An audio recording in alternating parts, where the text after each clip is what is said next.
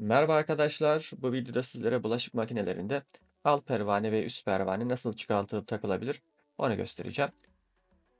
İki seçenek için de videodan görüntüleme gerçekleştirebilirsiniz. Bazı pervanelerde pervanenin üstünde çıkartmak için aparat oluyor. Bazı pervanelerde ise alt kısımda olabiliyor.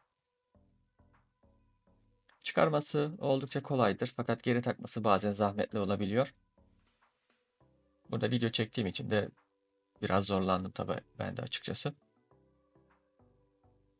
Üst pervaneyi bu şekilde çıkartıp takabilirsiniz. Sizde hangi makine bulunuyorsa, ne şekildeyse pervaneniz bu şekilde çıkartıp takabilirsiniz. Alt pervaneye gelirsek de en basiti alt pervanedir. Hemen hemen tüm makinelerde aynı zaten. Yerinden çekip çıkartıyorsunuz. Aynı şekilde yerine takıyorsunuz. Yerine takıp biraz bastırdığınızda oturuyor zaten. Videomu izlediğiniz için teşekkür ederim.